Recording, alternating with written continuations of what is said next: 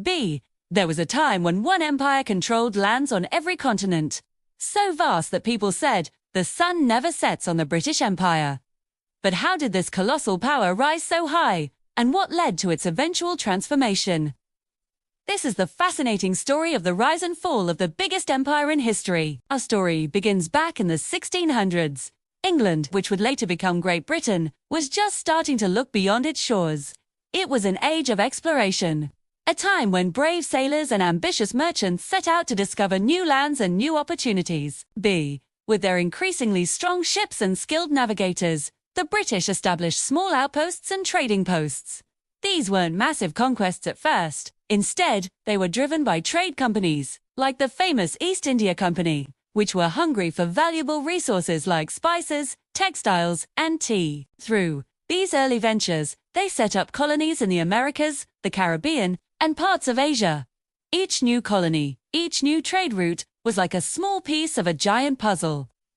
Slowly but surely, Britain was laying the groundwork for something much, much bigger.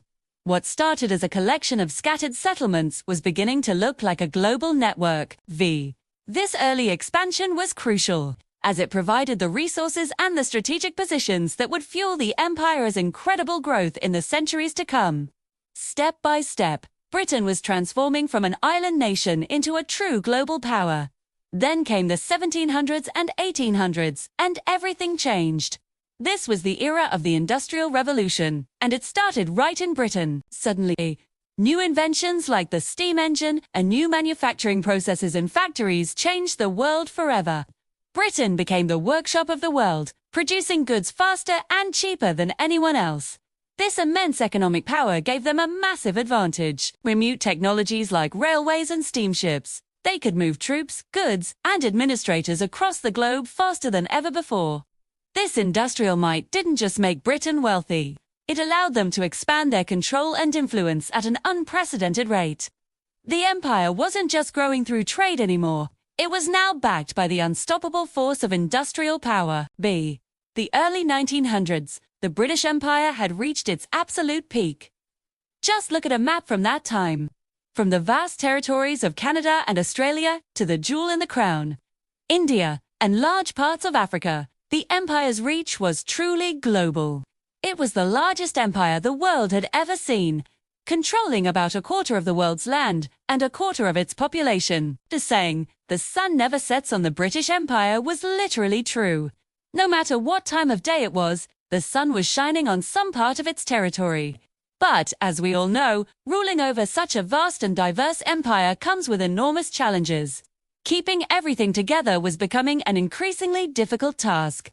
The beginning of the end started with the two world wars. The First and Second World Wars were devastating for everyone involved, including Britain. Even though they were on the winning side, the cost was immense. The wars drained Britain's economy, manpower, and political will to maintain such a huge empire. At the same time, a new idea was spreading across the colonies. Nationalism. People in places like India, Nigeria, and Kenya began to demand their own independence.